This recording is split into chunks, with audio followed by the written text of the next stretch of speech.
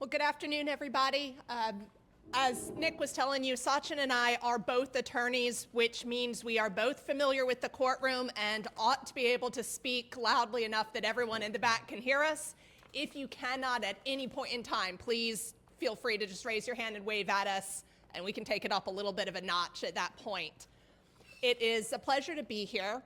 We are both attorneys who have been practicing for over 15 years at this point in Northern Virginia. When I came up here and worked directly for the Chief Judge in the Prince William County Circuit Court, clerking for him for a year, and just settled. So I have stayed my practice focused in Prince William County for almost all of that time, and then continuing to expand out to other localities as time and growth has permitted. I owned my own law firm for a handful of years and actually joined the Irving Law Firm coming up on 8 years. So I clearly need to update the website a little bit. This fall will be 8 years for me there. We were very lucky. I had some lovely interactions with Sachin as an opposing attorney on a case a handful of years ago. And then we're able to pick him up to join us as we have continued as a law firm, expanding throughout the Northern Virginia area as well. The benefit to you of that is that with this amount of time that we both have, we've seen just about everything that I can think of going wrong, which means when we're sitting down and we're planning with clients now, this is not an academic endeavor that we're engaging in. We actually know what we're trying to avoid because we have seen it, because we have worked with clients and seen the cost to the families and the courtroom complications that come if we have something going awry. That's at least the background that I approach when I'm having estate planning conversations, is identifying the goals and then identifying how we avoid missteps in executing those goals. So that's just a little bit more about me and kind of the approach that I take with this. I'm going to let Sachin give you a little bit further of an introduction about him. And then what we're planning to do is exactly what Nick was mentioning. We'll give you some information, kind of open the floor with some topics, but we are very comfortable with this being a back and forth. So if you have questions, that is what we will try and facilitate today. Good afternoon, everyone. So my name again is Sachin Kori, and I am pretty much, before I was even 1 year old, I've been in Northern Virginia. So I'd like to say I'm one of the few who can actually claim themselves to be a lifelong native. Aside from going to college and law school away from this area. In terms of practice, so echoing what Angela said to some extent, starting with family law mostly when I started practicing, I realized people were focused too much on their own case and not what comes afterwards. And then that kind of helped me transition more to doing estate planning. It's like I just turned those divorce or family law clients into estate planning clients. I enjoy that aspect more of it because it's more about figuring out. It should be, generally speaking, it is a happy situation, and we want to make sure people feel comfortable when they leave our office knowing that, they've planned something, they've done something. They may never look at those papers again, like myself included from when I did mine a year ago, but at least you have it, it's there, that, you've gotten advice and you figure out what you need to do moving forward, and, you protect your family and loved ones. The other thing I'd like to say is that, just from being in this area, is that, there's a wide variety of people, there's a lot of diversity, there's a lot of different kinds of assets. I mean, there's still people who have, large farmlands, and there's people who do not, and they have large blended families, and that's where estate planning is especially important too, because, you need to make sure you're providing, especially if you are like on a, if you're in a second marriage situation, if you have children from different relationships, real estate especially, you need to make sure that you are ensuring that goes where you need it to go. So I'll stop there for now, and then I think we can just open the floor for questions, or I guess I'll hand it back to Angela here. Sure. All right, so let's start with just the initial concept of what is estate planning and what happens if I don't do that. Because we have clients who come in who are feeling a level of deep concern, approaching fear, that, oh, I've waited too long. What happens if I don't do this? We need to sign this right away. There's no time for us to think and talk. I need an estate plan. Something just happened to my friend or my neighbor, and I have to avoid that crisis. And sometimes that is very true. Sometimes it is not. Virginia provides default mechanisms for how your estate will pass if you do absolutely nothing, and it provides default mechanisms for how your real estate will pass if you do absolutely nothing, which is sometimes the same and sometimes not. So one of the initial questions that we start out with when we're talking about estate planning is trying to ascertain what is your family dynamic and what are your goals. And if there are ways that those goals line up with the defaults that Virginia provides to us, sometimes the right estate planning solution is to sit calmly, breathe deeply, and carry on, because there isn't a necessity for an attorney to turn around and quote you $7,500 to do a fancy, complicated trust. Other times we talk about the defaults and they're the exact opposite of what a client wants. And then we say, well, we need to do something, because if you do not, these defaults in Virginia are what is going to occur upon your passing. So the preliminary defaults, for your awareness, is that if you do nothing and you own real estate, the deed wins everything. The deed is what controls the distribution of real estate in Virginia, regardless of any other standard default distribution mechanisms. So there are clients who have houses that are titled that they purchased 20 years ago or 30 years ago with another person. Maybe the relationship soured, maybe there's been a discussion between the two parties. They know what they plan to do with it, but nothing has changed as to how the deed is written. Those are one of those conversations that we have. Sometimes all we need to change is the deed, because all of the other property we're comfortable passing the way the Virginia default mechanisms would want, and we just want to adjust how the real estate would pass, and so we're talking about adjusting just the deed alone. The default for your non-deeded real estate property is going to be that if you are married and you do not have children from a prior relationship, 100% of everything is going to your spouse. If you are married and you do have children from a prior relationship, the property is splitting partially to your current spouse and partially to the children of your prior relationship. If you have no current spouse, the property is going directly down to your children. So clients who definitely need us to do something are ones who want specifically to ensure assets or property are being left to stepchildren, because there is no default in Virginia for stepchildren, or ones who for their own personal reasons do not want their property passing completely to their spouse, or for their own personal reasons do not want their property passing straight to their children or evenly to their children. Those are all conversations that are just very preliminary estate planning conversations that you should anticipate having. Those are some topics we can talk more about today, but we can also get into the topics about how to ensure we're saving on taxes and you step up in basis of the value of the property when we're sharing it to our children or to our other loved ones. We can talk about the details of what is a trust and why so many clients come into our offices certain that they need a trust, and sometimes that's correct and sometimes that's not. Or we can get into any other topics that you all are interested in today. So with that preliminary introduction to somewhat the concept of estate planning, do you all have any questions that you want to start with, or would you like us to just kind of continue talking and you raise your hands as it comes up? Could you distinguish between the title and the deed, please? Hold Yeah. on. Let me just, well, can you just repeat that? Sure. The question was, can we distinguish between the title and the deed? To me, those are synonymous words. The deed is actually what it is called on the piece of paper that is filed at the courthouse. Our deeds are recorded in the land records in the courthouse where the real estate is located. So you absolutely can go to the courthouse and ask to see a copy of your current deed. Some of the most interesting legal documents I have seen are copies of the very old deeds using very similar language to language that I'm typing on my computer today into a deed. The title is the same thing. The only difference is when you're talking about the title of your car, we don't ever use the word deed to the car, right? It's just the title to the car. The real estate is going to be titled a deed, but it is going to be a deed. You can call it a title as well.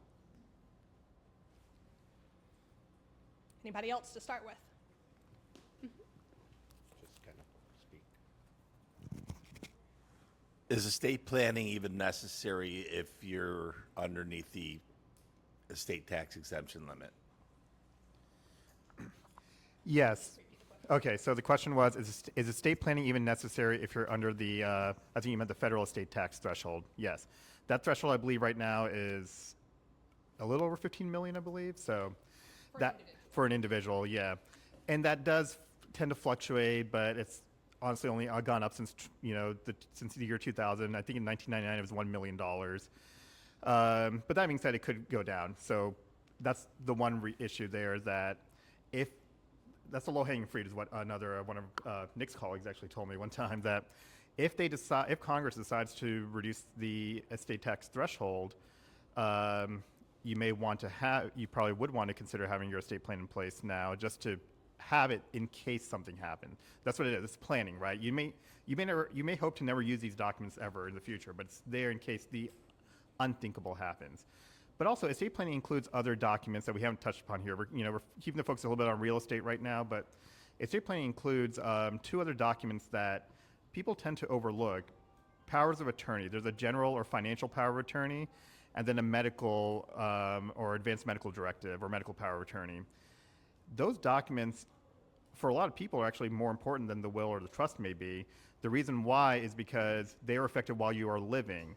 But if you become incapacitated for any reason, Alzheimer's, dementia, physical limitations, those documents can then be used by your loved ones to access your financial records, sell property for you, manage your property, invest your property. That's a general power of attorney or financial power of attorney. They can also use the medical power of attorney to make medical decisions for you while you're under that period of incapacity. So that's part of your estate planning. People wonder, who should I appoint for those? That's a question you guys need to figure out based on, what your family situation is right now, what your friend's situation is. The other reason to have estate planning is just, the will. At the very least, everyone should have a will. It's a backup. Again, you hope you'll never have to use it. Your loved ones can take everything as desired. But if something were to happen and all the people you name in your will are not surviving with yours or passed before you, at least your will is there. So again, as the backup option.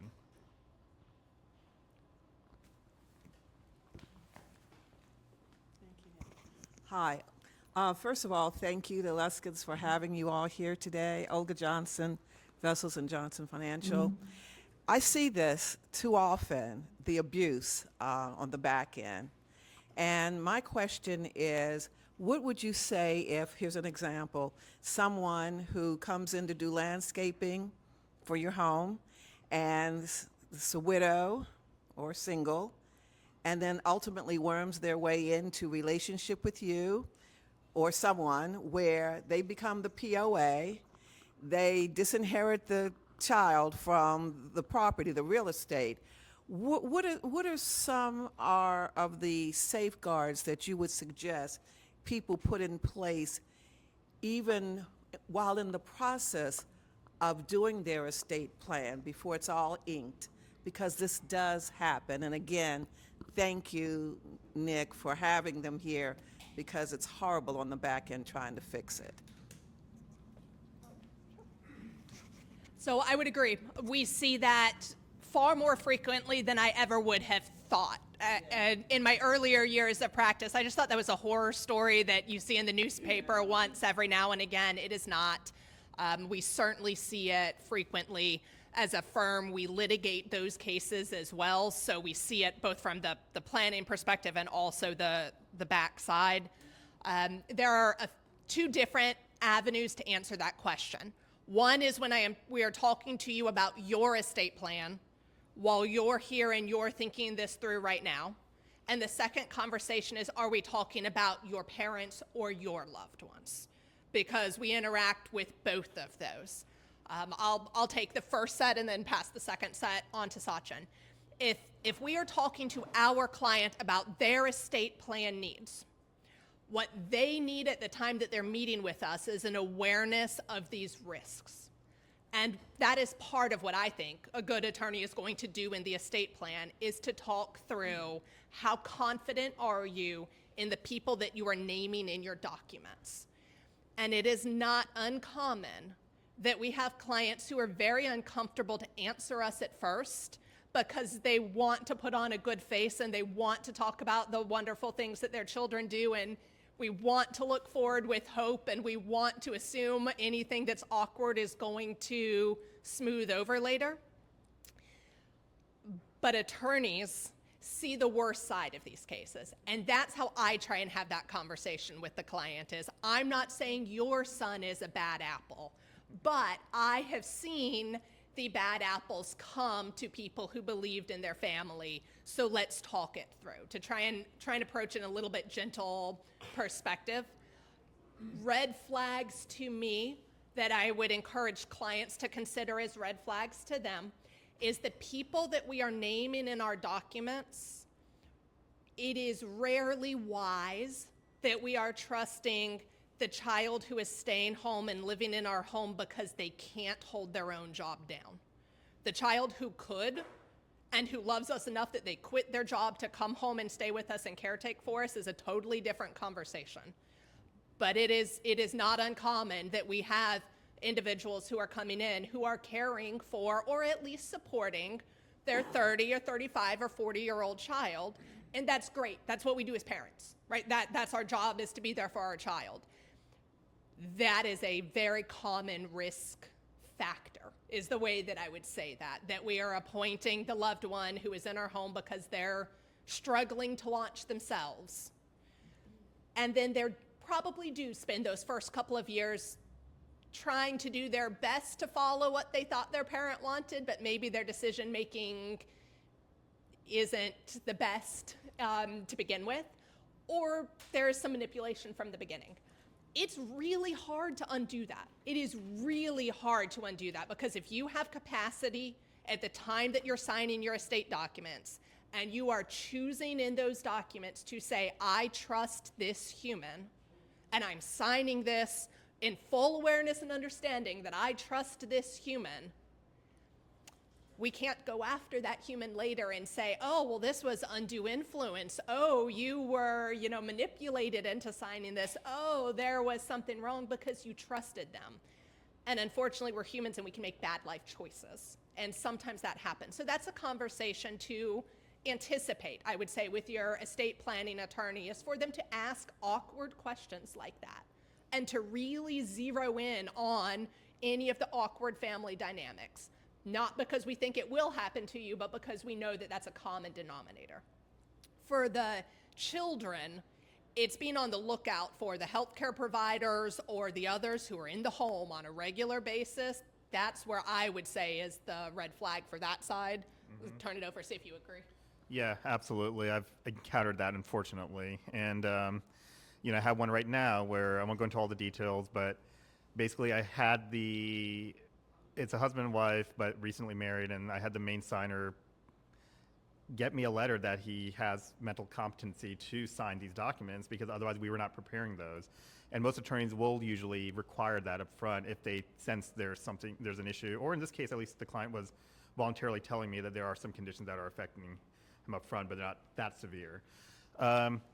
Safeguards, so especially in your specific example, making sure you're there for your parents, making sure you're keeping up with them, especially if they do have any kind of diminished mental capacity, or even if it's not diagnosed, just if you don't fully trust them, honestly, just making sure you are there for them and checking up them, keeping up with them, because if they did end up signing something like that and they finally tell you about it, we can pursue that through the court system here.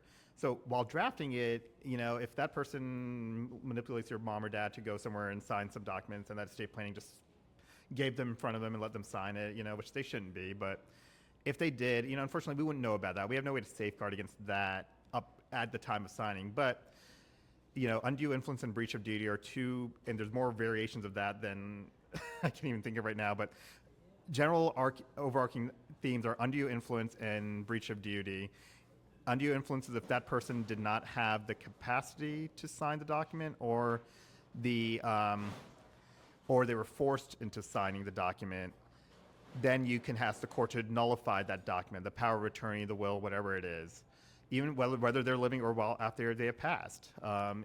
Ideally, it's better done while they're still living because it's easier to overturn it that way, but it can still be done on the back end. Breach of duty claims are also there where if maybe you did know about the agent they assigned and you weren't liking it, but you thought it was your parents' wishes, so you're okay with that, but you now don't trust them, you can eventually talk to an estate litigation attorney or fiduciary litigation attorney and ask them about, filing a possible breach of duty action against them. And those can be severe. If those end up going all the way through trial and the judge or jury sides with you, I mean, there's a lot of penalties that can be imposed. There's additional damages instead of just the actual damages sustained. So there's definitely there's definitely ways to fix it, but yes, the better option is just be aware up front because court is expensive. This is just an observation in deals that we've had to maneuver is, first of all, if you have siblings and you're dealing with elderly parent or parents, we see it all the time that siblings don't always get along.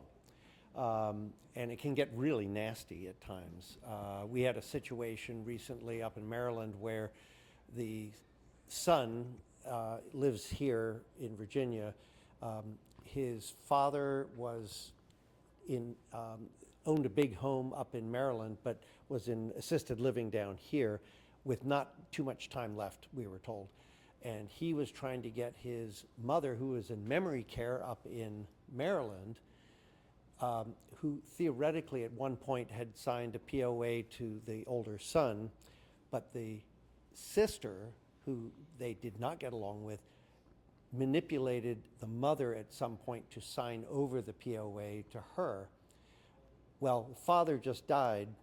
They found out that she never really had a POA, so now it's having to go through a whole guardianship thing while the mother is still alive. And the siblings are just not cooperative with each other. Meanwhile, the house is sitting there. Empty homes, vacant homes are not good. It can be, I was going to say, everything you said ties into that. Like, be very careful how you structure this stuff well in advance. And I like to say, if anybody here watched the Netflix series called Succession? Yeah. Okay, I mean, that's an extreme. But whenever you've got, sometimes money, sometimes not so much money, but it's still, the siblings are all individual creatures, even though they're born from the same parents. They have very different personalities, and you really have to take that into account in your estate planning and not just assume everybody's going to get along fine. So anyway, just a thought. Actually, I'll follow that up. Nick mentioned the words guardianship and conservatorship, so let me just give you a little bit of explanation for what that means as well. That is falling in this incapacity period, where Sachin was indicating good estate planning includes the power of attorney and the advanced medical directive as a plan for who to trust and how to manage finances in the event that we become incapacitated later. Again, by far the most common is the Alzheimer's, dementia, but there are obviously other healthcare issues that we see that lead into that as well. If we don't do that, there is not the same default under Virginia laws as what happens with our estate distribution on our death. So the laws in Virginia are very clear. If we die without a will, the property and the assets will go to this person or this person or this person in these percentages. We don't have that same type of default in Virginia for if I am incapacitated. For medical crises, a true, genuine crises, there are some defaults. And if we have somebody named on our bank account, there are some defaults for the ability to access that. But otherwise, there is not. The bank quite simply cannot speak to your child just because your child is going in to try and help get money to pay the mortgage bill. They can't do it. Excuse me.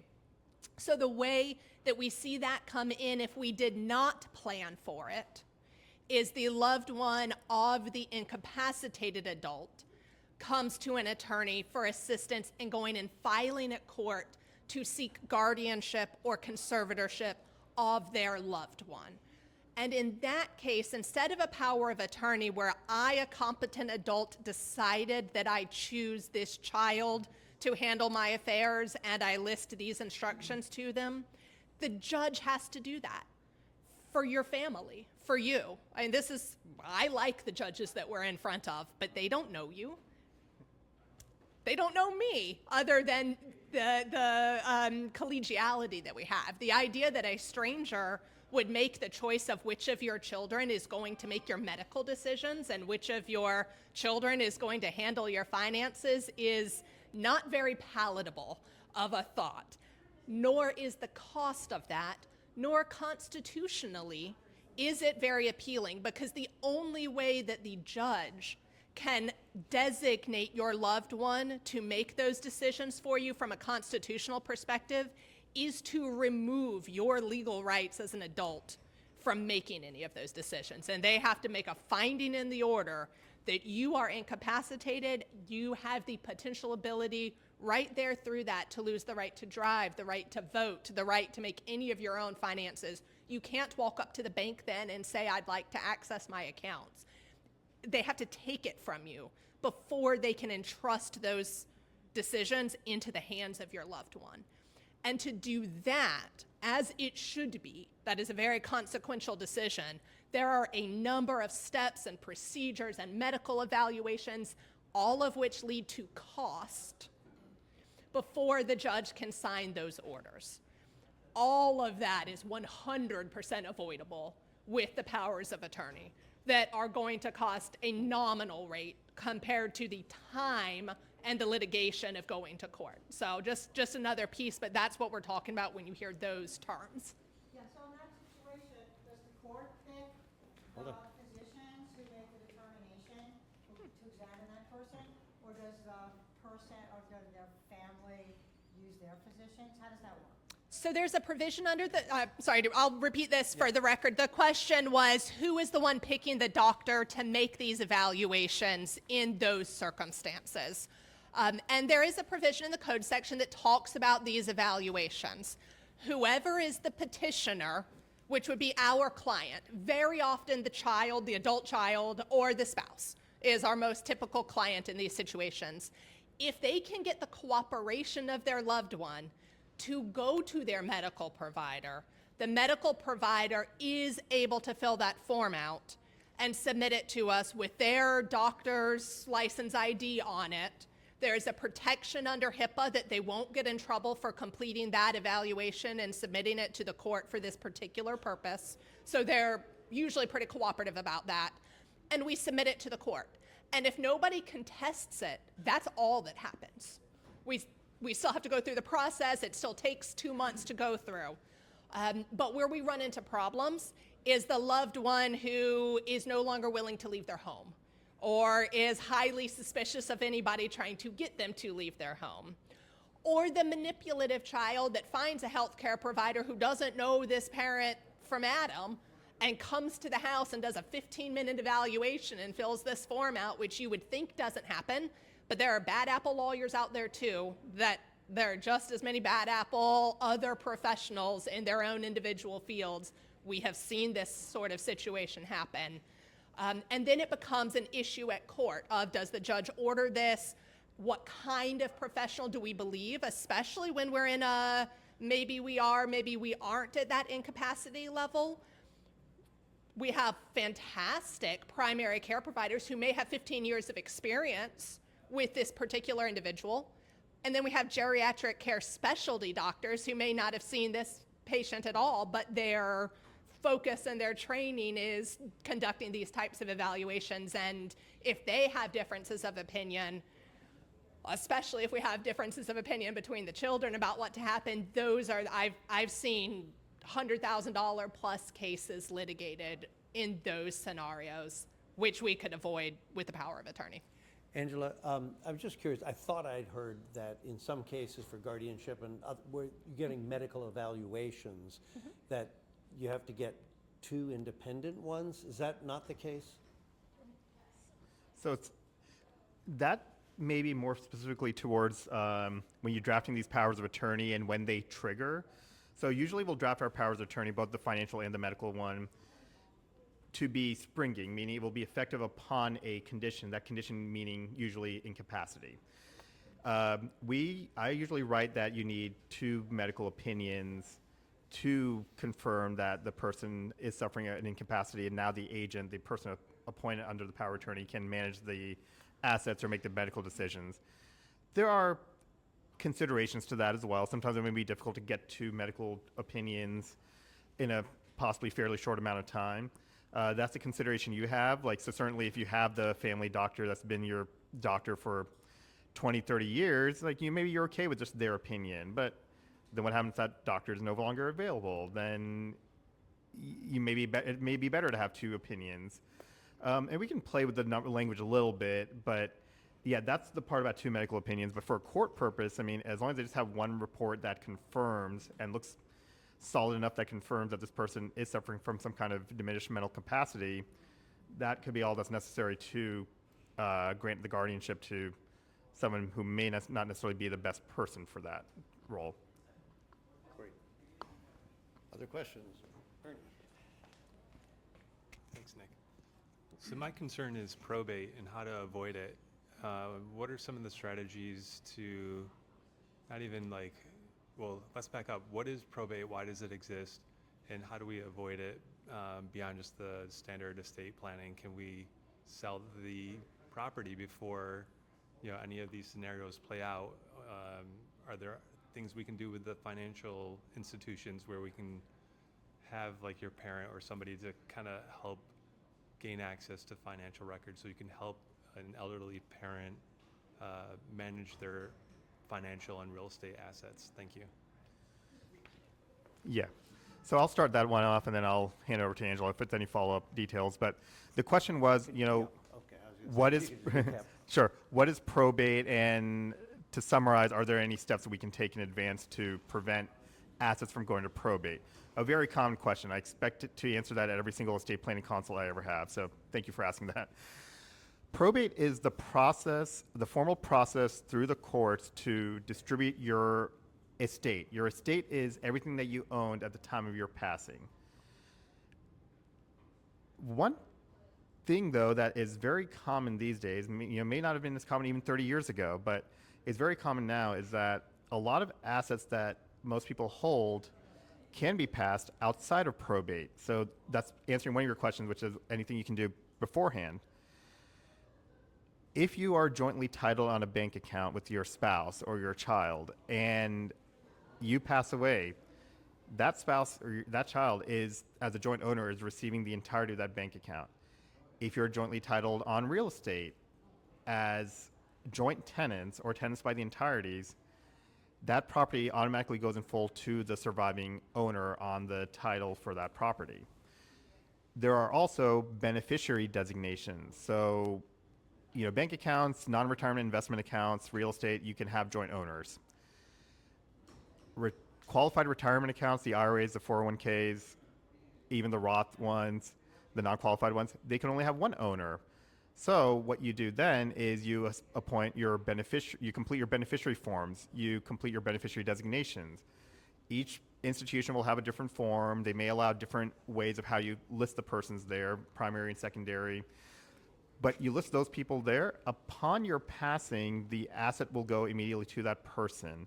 It may be as simple that beneficiary going to the financial institution saying, this person passed away, here's a death certificate, and they will say, they'll process it and they'll send you a letter saying, here you go, you have now access to this account.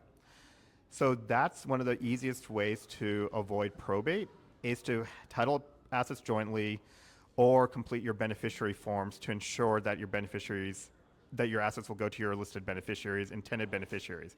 The pitfall there, of course, is you may complete those forms when you're 30 years old, and then when you're 60 years old, you may want different beneficiaries. It is up to you to keep up with those. And yeah, from the financial planning aspect, you're well aware of that. So, and even in your estate planning, that's why if you have your will, like I said, which is your backup option, or if you have a trust for that matter, and you list your beneficiaries need to be updated, that's where the pitfall is.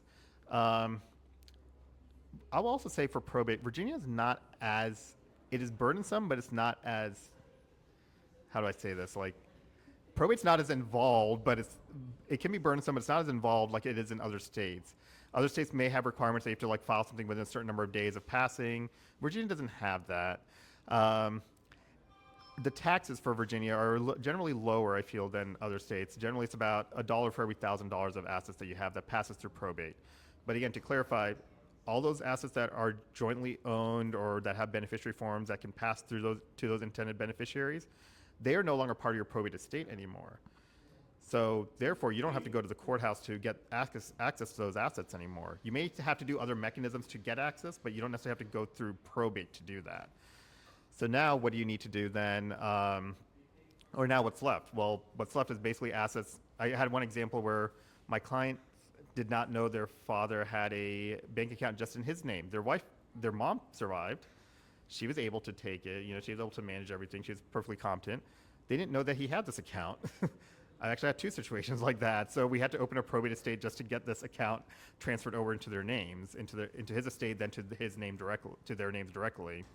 So missing assets or where those beneficiary designations fail, that's where you need to open a probate estate to access those accounts or assets. And then what else? Businesses. That is another big one that people seem to forget. When you have your business, a lot of small businesses may not even have an operating agreement or a partnership agreement or a stockholders agreement. In those agreements, though, you can put provisions there about estate planning and succession planning, as to what will happen upon your passing to ensure that it will at least go to the intended person that you want. But you have to make sure you find an attorney who can also handle the business side of things to structure that properly. Otherwise, your business is still probably going to be your share of the business is going to be considered a probate asset that needs to be addressed. Angela, if you have anything to add to that. Sure. So I'll take a step back to the question of why avoid probate, because everybody often comes in knowing that the question should be, how do I avoid probate? But they don't always know why. It's just reputationally, community knowledge is we need to avoid probate. Why? For one, the delay in the administration. At its fastest, we are talking 6 months to a year of distribution through probate as an average. A more appropriate average is somewhere between 1 year and 2 years because of all of the preliminary steps that are needed to complete that process. For those whose assets and income are being used to support another human being, your spouse, your child, your grandchild, because we've got a lot of grandparents who are raising their grandchildren who are clients as well. The delay itself is the crisis. And we are needing to avoid the delay by finding these non-probate methods of transferring assets that are the examples that Sachin was just talking about. Another previous problem was avoiding the taxes. Now, while we are all still looking to avoid the taxes as much as possible, because they have increased these tax limits sky high, $13 to $15 million federally for an individual, and it's almost double that for a couple, it's much less of a concern than it was 15 and 20 years ago and prior to that. So that is still a conversation we have, but unless we're talking that kind of an estate, it's much less of a concern than it used to be.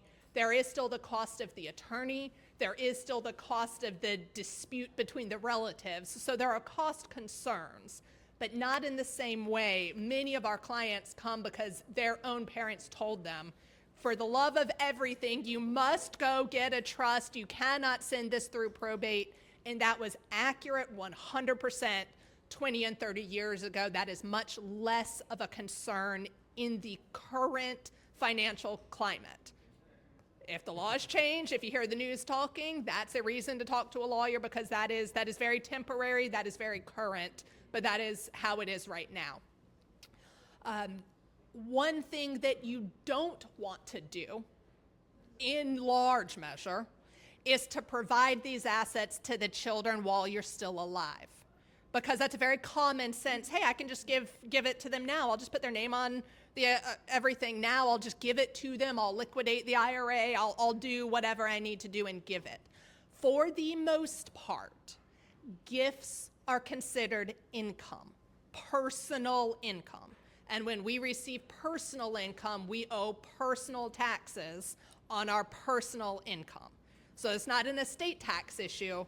That's a personal income issue that gifts count as. Now, there's a gift tax limitation. Financial planners are going to be able to talk to you far better than attorneys are about those complications, but there are protections in the law against that kicking in when it is passing through an estate in some manner, whether that is a probate estate through the courthouse or through the non-probate transfers like the pay on death or the transfer on death or the joint titled ownerships. So those are also reasons to avoid probate, things that we think about, common mistake, unless you have specifically spoken to your financial planner and or your tax preparer.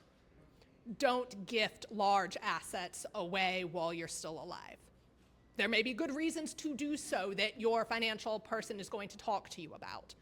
But unless you have their blessing, please don't. That's not a good idea from a general estate planning perspective. Yes, ma'am. Can you talk a little bit in regards to a step-up basis in regards to current value of home, how much is left on the mortgage if one passes versus two? I'll start that and then I'll hand that over to Sachin. Can you repeat that? Sure. The question was with regards to the step up in basis, particularly for real estate, what does that mean? How do we accommodate that? And the way that I think about it that makes sense in my mind is almost like stair steps, okay? So you purchased your property in 1982 for $250,000 and you have lived there for the last 40 or 50 years.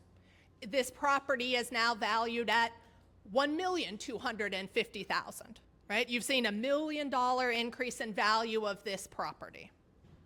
Do we particularly want to pay the federal or state government the taxes on that increase, which we probably will if we are selling it right now, because the basis, the value that the government is looking at that you own in this property is $250,000. So if you sell it at 1.25, you've just made $1 million.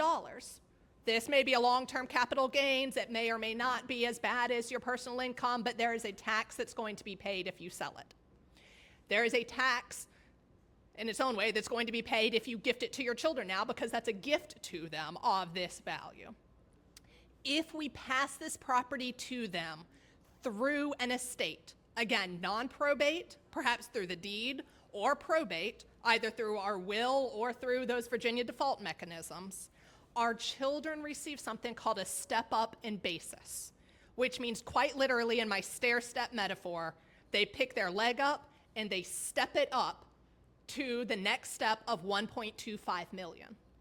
That $1 million, oh gosh, sorry government, you don't get to be paid on that increase because there's this protection. This is part of legacy wealth planning in long-term families. The more we hold our property long-term, the more it's passing, the less we're paying overall in our taxes.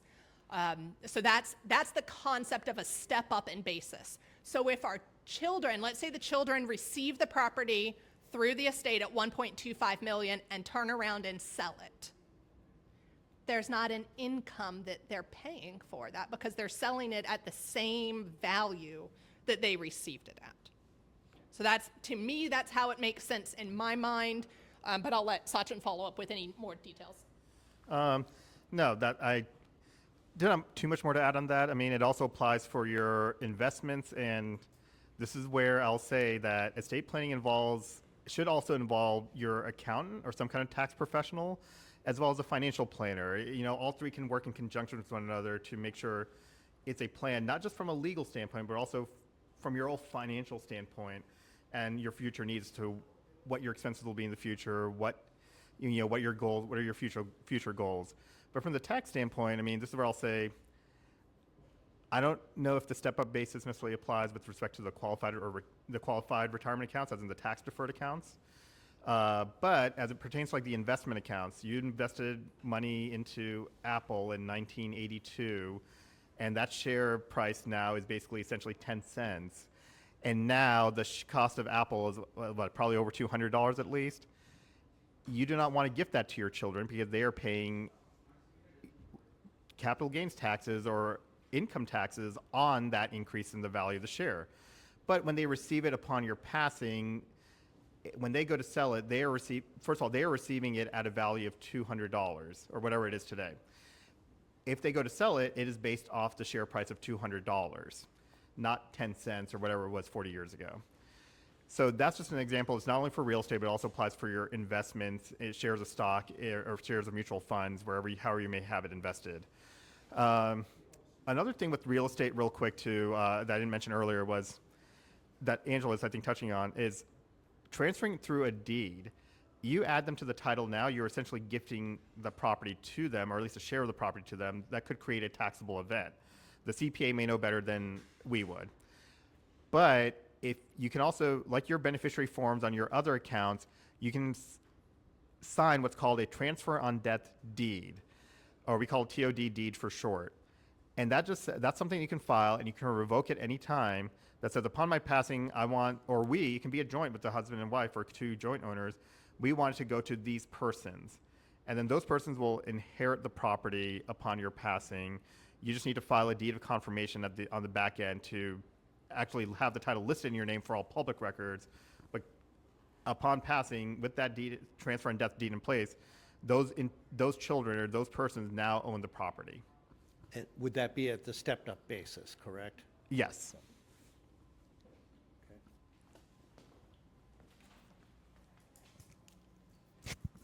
Can you clarify the personal exemption on the sale of a home and how that what happens when you die if that doesn't pass over to your heirs, correct? Your tax-related personal exemptions? Nope, that would be a question that if someone was sitting in my room and asked me that, I would say, let's make sure we are referring this to your financial planner or your accountant, which is something I want to make sure that I flag to you all. Things to want to hear in a meeting with an estate planning attorney should include the estate planning attorney saying, I do not know it all, let's loop in your financial person.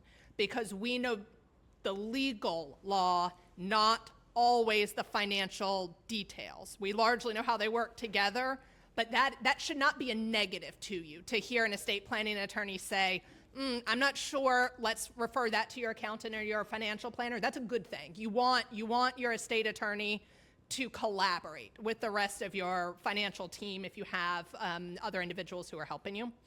And a thing that you do not want to hear is an attorney immediately going to, you need a complex trust. There are really good reasons and really good client situations where we need a complex trust for tax planning purposes, for finance planning purposes. If we're worried about, we know we want our children to get the money, but they're just not ready for it yet. And I do want them to get it, but I want them to get it slowly over time, or I want somebody holding on to and managing it for them.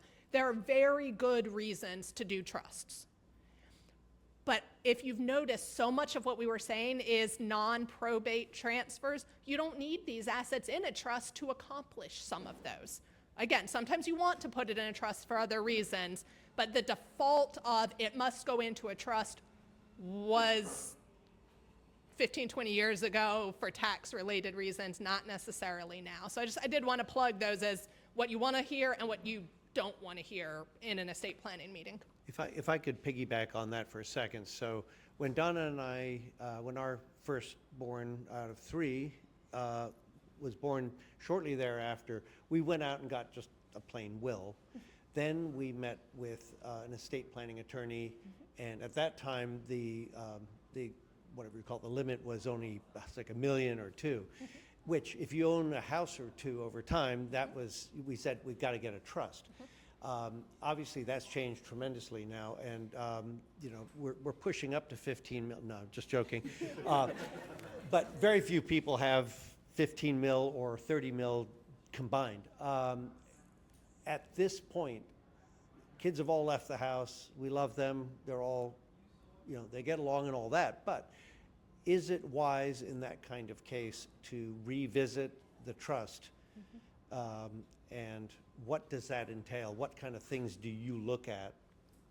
Yes, common good advice that I think most estate planning attorneys would give to clients is go back for an hour review with an attorney at least every 3 to 5 years. That's not trying to milk the situation or trying to, you know, create business that doesn't need to be there. About every 3 to 5 years, pay for the hour, just go in and do the consult. When you call your attorney or a new attorney, if they're no longer practicing, just identify, I'd like a review of my current estate documents. Because we can ask questions like, is your family scenario the same? Has something changed significantly?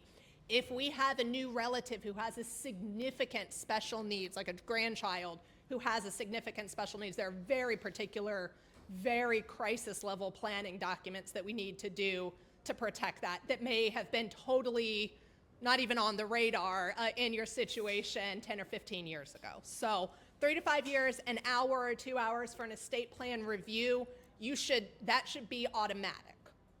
In addition, any major life changes should generate a meeting to review that in between those. To me, when I'm seeing these major life changes, I would include my child just married a nightmare and I am terrified of what's about to happen. Yeah, Because that's real life, people. yeah. That should be on there. Birth of a grandbaby or multiples that weren't considered when you did your estate plan. You were just thinking about your kids, and now we want to make sure we're setting something up for the grandkids' college or some kind of legacy that we specifically want to leave to them. That should be the case. If you take guardianship of any loved one so that your money is then using to support them, whether that's your brother who's now moved into your house because he had a significant stroke and now he's relying on you for his care, or whether that's a grandchild because their parent, I'm so sorry, were in a car accident or some other kind of personal crisis had happened to them. If it's on you and it wasn't when you did your initial plan, that's also an immediate life plan. So is my spouse and I have separated, because separation does not disinherit under wills. So, and largely under the default statutes in Virginia as well. Divorce does, separation does not. So something to keep in mind on that. And if I, oh, I'm sorry. Hands. Go ahead. Hold on 1 second. Question, going back to your comment on transfer on death. I presume that if you already have a trust in place that specifies after the second spouse passes where your home goes, that you don't need a transfer on death, that serves as the transfer on death? So the question is, if I understood correctly, so you have a trust, but the deed to the property only has the two of you listed on it, correct? And do you have the property titled in the trust? And the property is not titled in the trust, is that correct? It's complicated. It is in the trust. Oh. But it's an old trust with a different name than the new one. Call a lawyer. Yes. But to make it simple, Yeah. do you need the transfer of death in addition to the trust? No. So if you set up a living trust or any kind of other type of trust, living trust is the most common, and you retitle your residence or any of your other real estate into your trust's name, then yeah, you do not need a separate transfer and death deed for that property because it is already owned by the trust. It'll be distributed per the terms of the trust. Which is also a non-probate transfer. Right. Passing through a trust and through distributions in a trust is another of the non-probate transfers. Right. Okay, next question.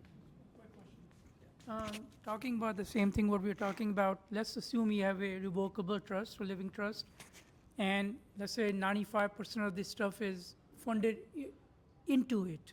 Let's assume you forget some 5% of the things which may or may not be significant. So what happens to those? Do they end up in probate? So the answer is, I hate to give the typical lawyer answer, but it depends.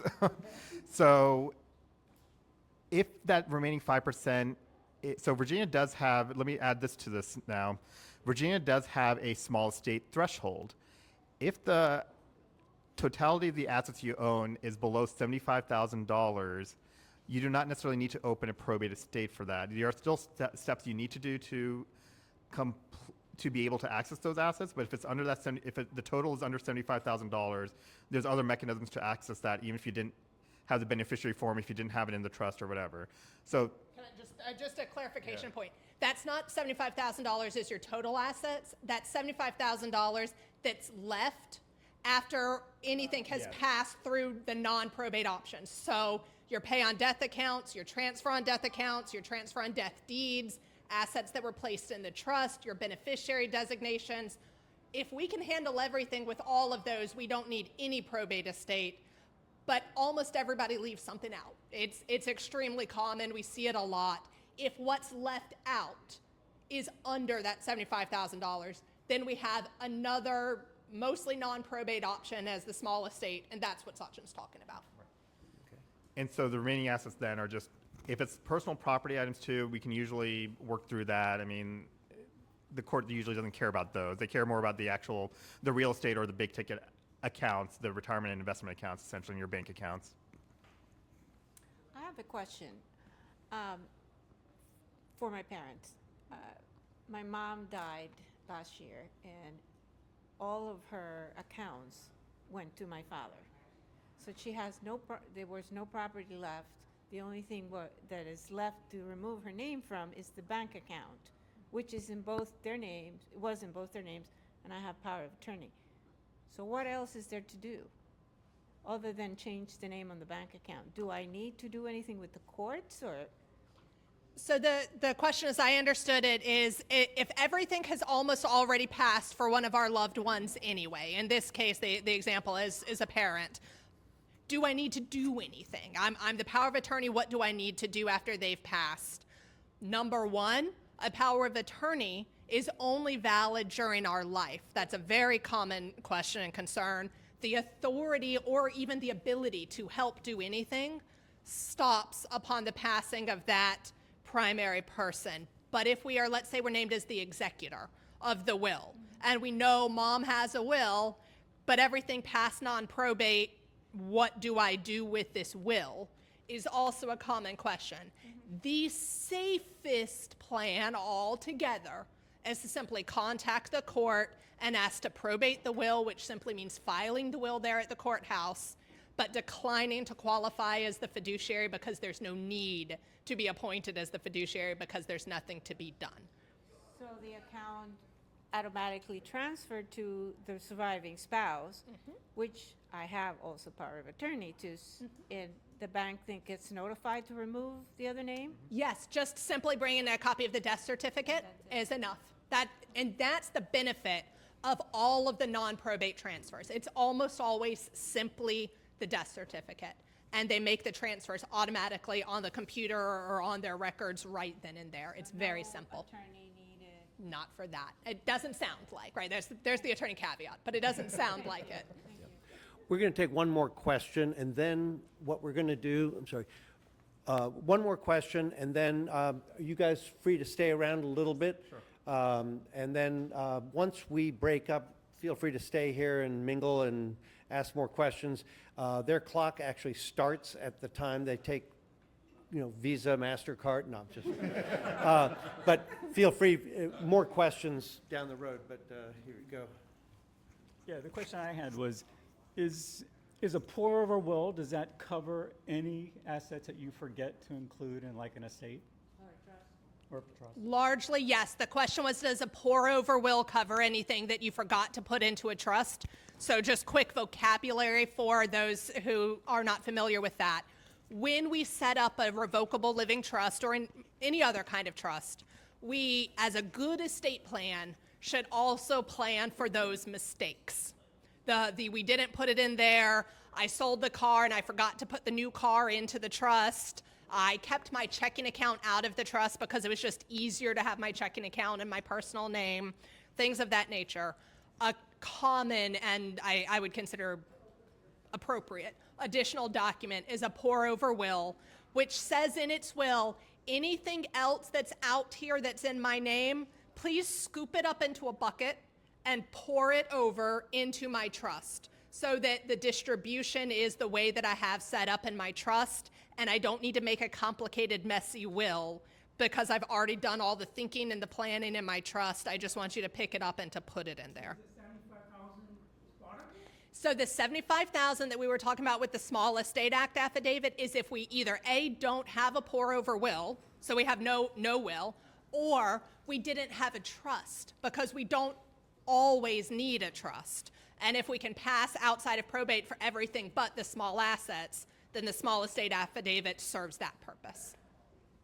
One other gentleman back there had a question. His hand was up for a Sure, few sure. times, Yeah, so yep. maybe we Sorry. just take that one then. Last close out. question. If my wife is passed and I pass tomorrow, and in the will, we leave the house to my son and my daughter and the 2 specialty cars we have to our grandchildren, that's taken care of. What happens to all the things that we owe money for? What happens to the bills? That's a great. So that's a great question. The question was, what happens to the bills? What happens to the creditors? I'm going to give you a legal answer, but then I'm also going to give you a practical answer as well. So the legal answer is the creditor's rights continue after your passing. With very few exceptions, the tenancy by the entirety deed, which is how a husband and a wife most commonly hold a deed to real estate, has very particular creditor protections against it. With that exception, for the most part, your creditor's rights continue upon your passing, and they can come make a claim against your estate. Are they going to for a $5,000 credit card bill? I haven't seen it yet. There's, from a practical perspective, there has to make financial sense for them to pay a lawyer to come to hunt down a claim against an estate and pursue a legal action in that respect. Have I seen it for large debts? Oh, absolutely, yes, they will. If you are the fiduciary, meaning the executor in the will or the person who's handling the financial affairs for your past loved one, you have an obligation to do research into those debts and to settle them for the most part. There are a few exceptions, but for the most part, the fiduciary obligation is to honor these debts and ensure they are paid before the distribution to the loved ones. Well, thank you very much. We'll give a hand, yeah.